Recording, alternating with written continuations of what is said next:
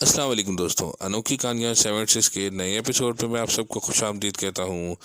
दोस्तों, secret service की हमने जो सीरीज़ शुरू की थी, इसकी हमने तीसरी एपिसोड सुन ली थी। आज मैं आपको इसकी चौथी एपिसोड सुनाने जा रहा हूँ। मालिक मकान जो कि खुफिया एजेंट था, इसने राशिद और इसकी टीम को खुफिया तरीके से इत्तला दी। इससे पहले कि दहशतगर्द कुछ समझते अपने बचाव के लिए कुछ करते, राशिद ने फौरी तौर पर अपनी टीम के साथ रेड मार दी और सारे सबूत समेत तमाम दहशतगर्दों को गिरफ्तार कर लिया। गिरफ्तार करने के बाद सारे बंदों को ऐसी नामालूम जगह पर मुंतकिल किया। कई दिनों तक इनके ऊपर टॉर्चर करता रहा, इनसे मालूमात हासिल करने की कोशिश करता रहा और सारी मालूमात आहिस्ता आहिस्ता राशिद ने अपनी टीम समेत निकाल ली।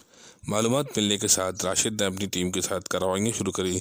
आहिस्ता आहिस्ता दिनों में और कई हफ्तों में जाकर इसके तमाम जितने भी दहशतगर्द ग्रुप सरगर्म अमल थे इनके मुल्क में, तमाम ग्रुपों को उसने आहिस्ता आहिस्ता गिरफ्तार कर लिया। गिरफ्तार करने के बाद राशिद अपनी टीम के साथ काफ़ी तवील जद्दोजहद के बाद रिलैक्स हुआ और आखिरकार ये सिलसिला ख़त्म हुआ। केस को राशिद और उसकी टीम ने कार्रवाइयाँ मुकम्मल करने के बाद तमाम सबूतों को अदालतों में जमा करने के बाद केस को क्लोज़ कर दिया। प्यारे दोस्तों, ये थी सीक्रेट सर्विस की चौथी एपिसोड। अगर आपको ये कहानी अच्छी लगे तो कमेंट्स में राय का इज़हार कीजिए और अनोखी कहानियाँ 76 के चैनल को सब्सक्राइब कीजिए। अस्सलाम वालेकुम।